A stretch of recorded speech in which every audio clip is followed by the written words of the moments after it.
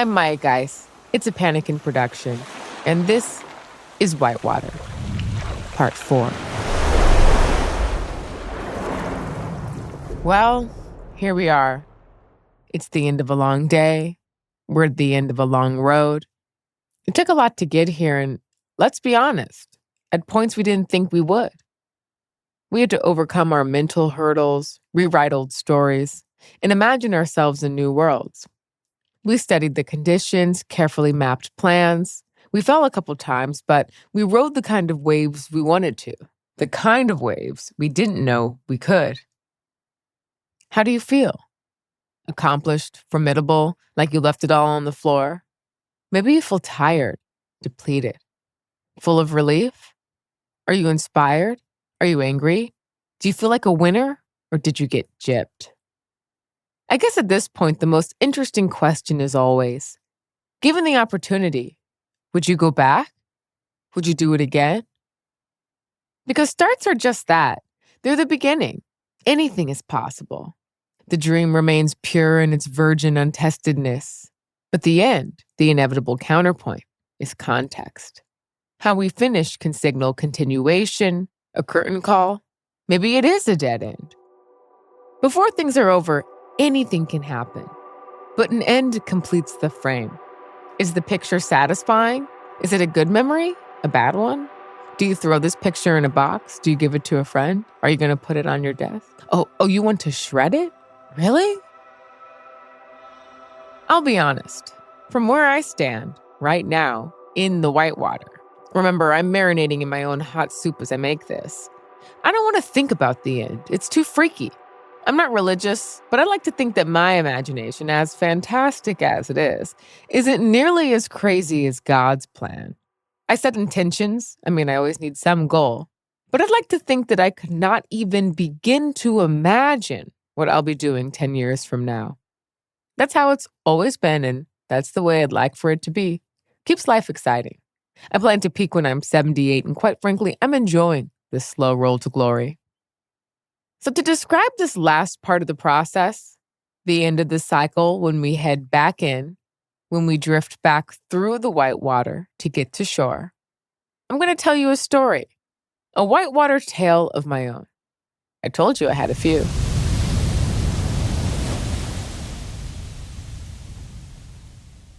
This one begins in Los Angeles. It's winter, and I was visiting home for Christmas halfway through my junior year of college. I was studying abroad at a dance conservatory in London and not enjoying the experience at all. So early January 2011, I think it's safe to say I was probably feeling a bit depressed at home, dreading the idea of returning to dreary London for 6 more months of cold weather, isolation, and somatic dance. And then one day, I got an email. Do you want to go to Africa? I think that's all it said. You see, I grew up dancing professionally. I studied everything, ballet, jazz, modern. But my mom's curiosity drew her to the small, niche, but very active community of people teaching and performing tap dance in LA. For whatever reason, some of the best tap dancers in the world were living and working in LA in the early 2000s. Think less 42nd Street, more jazz club. I didn't appreciate it at the time, but I was in my early teens jamming and taking tap classes with some of the greatest to ever do it. In 2001, I auditioned and was invited to join the Jazz Tap Ensemble, one of, if not the first concert tap dance company. Created and run by Lynn Daly, the company was comprised of a hand-selected group of tap dancers and jazz musicians who collaborated, co-creating full evening-length shows and performing on some of the most prominent concert dance stages around the world. I was 11 and in the youth company called the Caravan Project, but we were performing regularly too and getting quite the education. Over the course of the next 10 years, I performed on every major performing arts stage in Los Angeles, including the Hollywood Bowl, the Dorothy Chandler Pavilion, the John Anson Ford Theater, the Broad Stage, the Alex Theater. All of this culminating in an 8-show run at the Joyce Theater in New York, one of the very few theaters solely devoted to dance. I was performing with adults, so I missed a lot of my last semester of high school and my first 2 weeks of college. I was in the big leagues. In fact, many consider performing at the Joyce a career milestone for dancers and choreographers. A few months later, I was featured as an artist, quote unquote, on the rise in Dance magazine. The magazine's editor had seen the show. And I'll never forget thinking when the journalist called me for the interview, if only they knew it's already over. Because in my mind, it was over. I had seen the top. I'd been overexposed. The jazz tap ensemble was on indefinite hiatus, and everything following that New York experience felt like retrograde. Most of my teachers had returned to New York from LA, and I didn't want to take classes from my friends. I did a couple gigs as favors here and there, but, and you may not have known this, dancers don't get paid. Dancers are some of the hungriest, hardest working people I know. And even when there is money, it does not always circulate. That's a whole different story, but suffice it to say, I didn't really see a future for myself as a dancer, particularly a tap dancer. Think about it. When's the last time you saw one of those? I opted for a liberal arts college over a dance conservatory, and even though I continued to dance into college, by this point I was painfully aware of the difference between a show and a recital. And whether or not it was true, in retrospect, I know it's not. But at the time, I was pretty sure that I had all but completely checked out of the game. So now, fast forward, I'm visiting home from London. I get an email about Africa. It was from Jazz Tap's longtime managing director, a woman who had known me since I was 11. I think my first thought was, oh, Lord. The second was probably, I am so out of shape. Here I was being called to tap for the first time in 2.5 years. I hadn't been to this beach in a long time, and sure, I used to barrel these waves, but it'd been a while and the self-doubt was crashing louder than the wave. But the opportunity! The Jazz Tap Ensemble had been selected to participate in Dance Motion USA, a cultural exchange program established by the U.S. State Department's Bureau of Educational and Cultural Affairs. It was administered by BAM, the Brooklyn Academy of Music. Every year, for the 7 years it operated, the program would send several American contemporary dance companies to tour abroad with the goal of fostering mutual understanding and cooperation between nations. Latin America, Asia, Eastern Europe. We were going to Africa. Over the course of 4 weeks, we were expected to visit 3 countries, 4 cities, where we would perform, teach masterclasses, give workshops, lead lecture demonstrations, and engage in community events. In each country, we would visit and exchange with both local dance professionals and non-professional community members, both teaching and learning local styles. In other words, my old familiar beach was getting reports of a once-in-a-generation monster wave. As much as I didn't feel prepared for the trip, I couldn't imagine not going. I simply had to ride this wave. Rehearsal started in the summer of 2011. It was 4 dancers, 3 musicians, the artistic director, managing director, and a technical director, a person who both needed to be and happened to be more hardcore than the rest of us, in the burner kind of way. Over the course of 3 months, we developed an hour-long program that included classic jazz tap repertoire, in addition to a number of new pieces choreographed by the dancers, all of which featured improvised solos. All of the dancers were in college. 3 of us were headed into our senior year. The youngest, only 17, was preparing to start. Everyone else was an adult, if you will. Our tour was scheduled for essentially the entirety of April 2012. So for the next 9 months, we would meet regularly to rehearse and refine the program. During that time, we also took a trip to Washington, D.C. for orientation and to perform the program for press, State Department staff, and other key stakeholders. One of the only things that stands out to me about that D.C. trip was 2 of the program staff musing about the quote-unquote difficult time a dance company had had in Africa the previous year. If only I'd said, c'est moi? Because, I'll be honest, I really assumed that because we were traveling with the State Department, everything would be worked out for us. But our itinerary, turns out, was just that, words on a page. I had no idea this month-long trip to Africa was about to be as DIY as it became. Let me explain. Our first stop was Kinshasa, the capital of the Democratic Republic of Congo. If you know anything about Kinshasa, you're probably smiling. A city of extremes, vibrant and teeming with life, yet marked by deep inequality and volatility, Kinshasa is shaped by political unrest, crime, and a fragile, very overcrowded infrastructure. The city was originally built to support a population of around 500,000 to 1 million people. Today, the city has over 17 million residents and is growing rapidly. And at the time, it was among the most dangerous cities in the world. Before I left, I remember someone telling me fondly how much they loved the smell of Africa. Smells like smoke, like fire, they said. And smell like fire it did, but not for romantic reasons, trash fires. I'll never forget the drive from the airport to our hotel.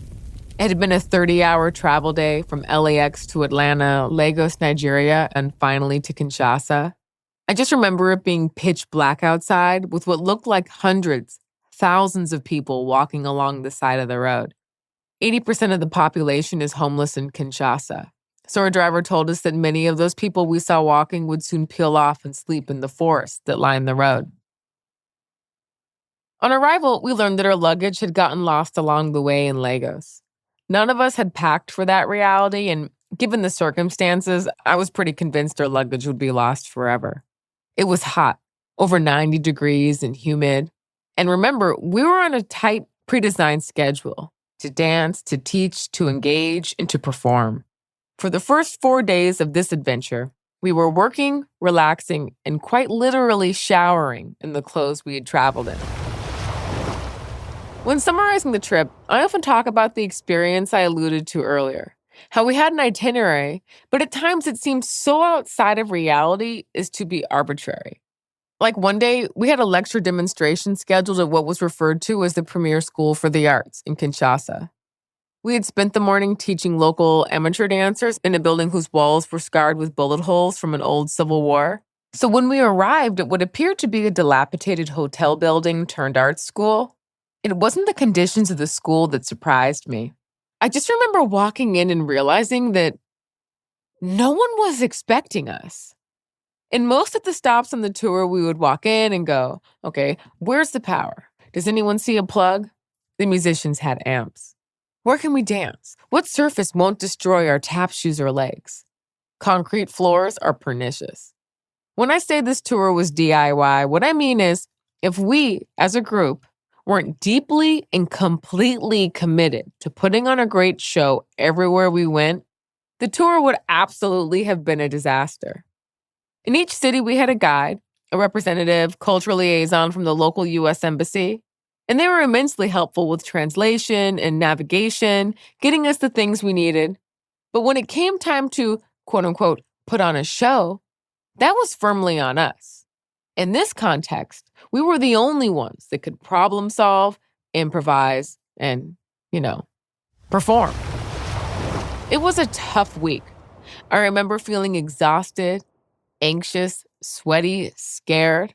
I wish I could tell you I was excited, feeling exhilarated, but I was counting the days. Our final day in Kinshasa was marked by our big show. We'd be performing the hour-long set we had worked on the full year prior. It was hot. The stage was outdoors and had soft spots and holes in it. We had to run dance pieces multiple times to work out spacing, transitions, lighting, and sound. The small building next door had no AC. We were worn out. There was absolutely no relief from the heat. Finally, it was showtime. It was dark, but still hot, and we had about 300 bats swarming just behind the stage. One of the dancers, having a bad reaction to his malaria medication, was vomiting. Sweat poured down the musicians' faces, and they hadn't even started to play. But the moment we stepped out on stage, I remember being struck by the extreme level of energy in the crowd. The venue was packed. There were way more people than seats, but it didn't matter. For the entirety of the show, people were on their feet, having an audibly good time. We closed the show by inviting all the people we'd worked with that week up onto the stage to perform the Shim Sham with us. The Shim Sham is a short, customizable dance that we taught everyone we met on the road because it's the dance that every tap dancer knows. Ending a tap show with the Shim Sham was simply tradition. The musicians had been leading workshops of their own, so we were joined by a chorus of guitarists playing the jazz melody behind us. It was in that moment, feeling overwhelmed, crammed on stage with our scrappy crew and at least 100 local dancers, 20 local musicians, all of us doing the shim sham for a huge audience of family, friends, community, and the curious. Everyone was so excited. What a beautiful memory of worlds colliding in a moment of joy so unique. I don't think anyone who was there has forgotten. That moment is ingrained in my head because it was in that moment that it all made sense. This is why we're here. I had ridden my first wave. It was hard, but so worth it. We left the next day, off to Maputo, the capital of Mozambique. After Kinshasa, Maputo felt like heaven. A beach town, the experience was like night and day. The food was better, the hotel was nicer, and a beautiful beach view can't be beat. We had another exhaustive week of teaching, learning, performing. We led lecture demonstrations at an international school and spent time with the National Song and Dance Company of Mozambique. Our final 2 weeks were spent in Zimbabwe. We were there to attend and perform at the Bulawayo Arts Festival and the Harare International Festival of the Arts. During these 2 weeks, we appeared on a TV news show, visited local government officials, and continued the regular tour activities. But in Zimbabwe, we also explored in a way that we hadn't in other cities. For instance, I remember being in Harare, Zimbabwe's capital city, walking outside of the Festival of the Arts and thinking, is this the first time I've been out on the street? We'd been getting shuttled from place to place and I'd been looking out the window, but it's a completely different experience to be out and amongst the people on a busy city street.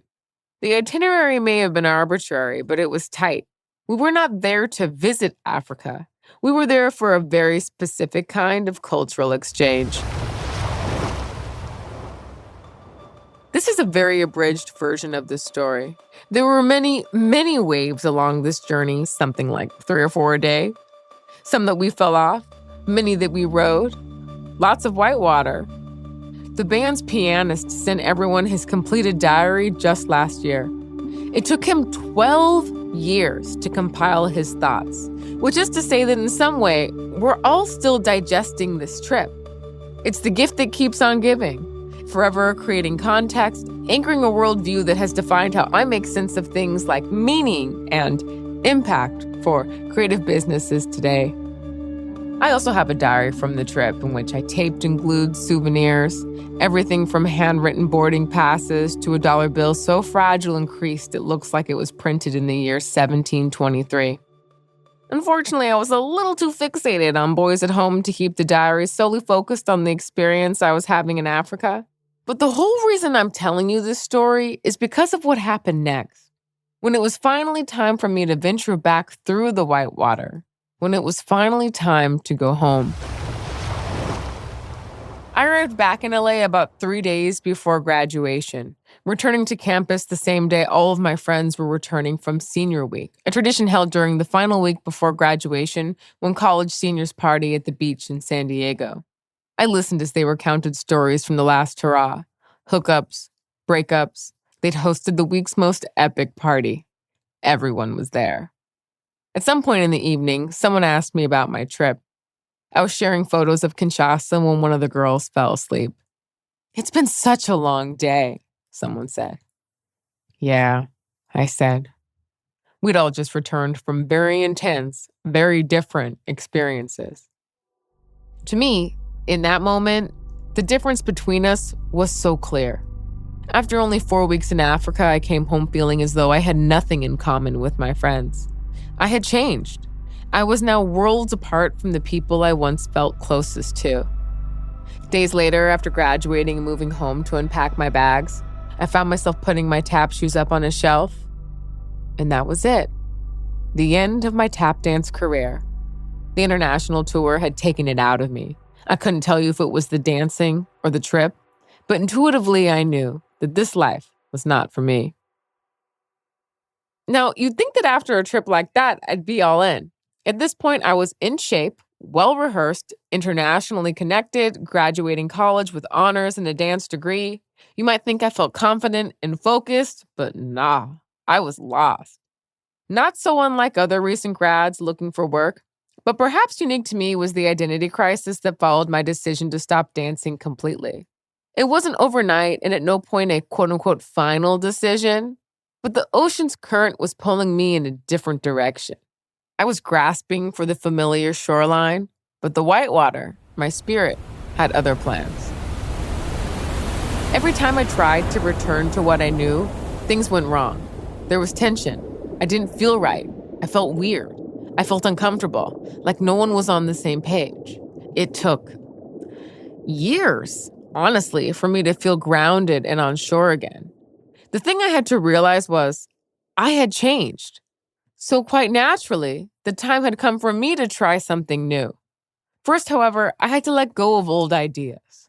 I wasn't wrong. I wasn't weird. Yes, I am. I've always been different. So too will be what I choose to do. In the end, this experience taught me a couple of things about what it means to transition. In this case, quite literally, home. These are lessons I've applied to every change, every leap of faith, every new beginning since. For one, like a marriage, it can be much easier getting in the white water than getting out. I once heard a comedian joke that when he got married, he only had to ask her father. But when he got divorced, he had to ask the state. Do your research. Talk to people who've done it. Anticipate the things that could go wrong. Plan, prepare. But as things become unfamiliar, more murky, and unknown, don't resist. Instead, lean into the reality that comes. It's easy to reject or overlook things that don't appear or behave the way we were expecting based on the stories we were told, the stories we imagined. But remember, the longest way round is the shortest way home. That's a C.S. Lewis quote that I think beautifully explains what I'm getting to here. Sometimes the detour is the most desirable path. Which brings me to my next point. Say yes. I had serious doubts and fears when I agreed to go on this trip, but the opportunity was screaming my name. I didn't know what to expect, just knew it was something I had to do. And when it was over, I was so relieved I became deflated. Without dance, who was I? I didn't know what to do.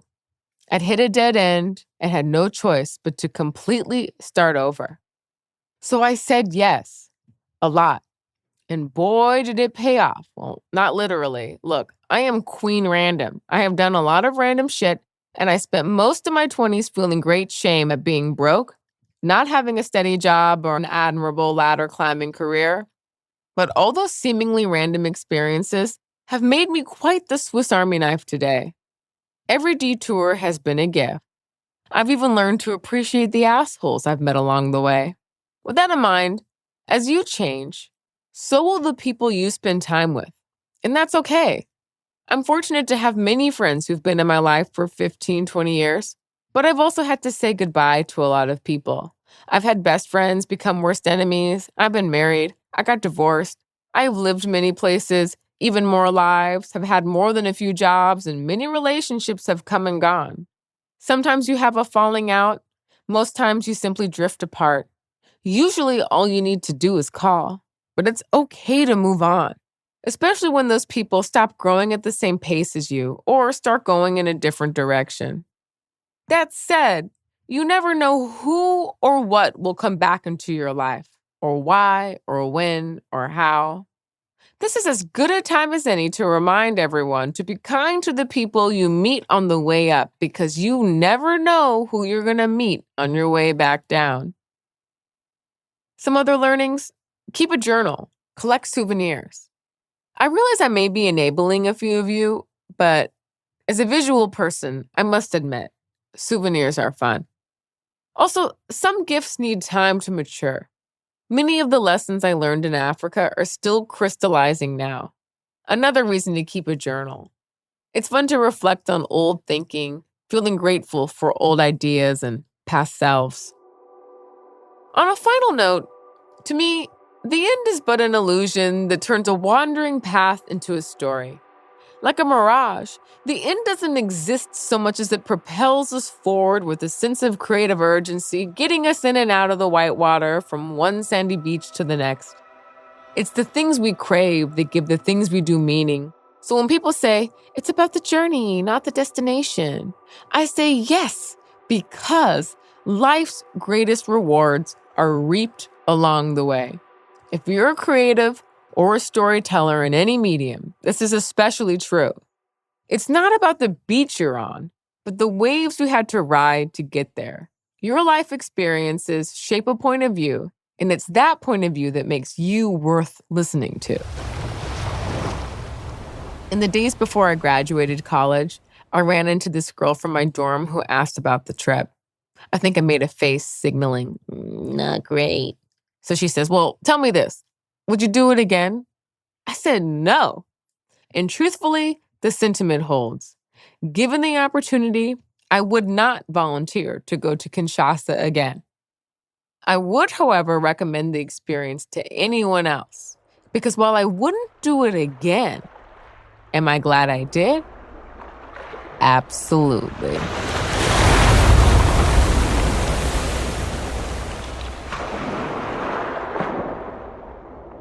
Hey, thank you so much for listening to this series. This is the end of the 4-part monologue, but there's so much more I could say. There is so much more in this metaphor left to explore. So good news, we've got more coming in the form of interviews and other stories from creative ventures gone right and wrong. So if you liked this, please subscribe, tell a friend, drop a comment, and in the meantime, you hear that? The ocean's calling. I heard the next wave might be the one.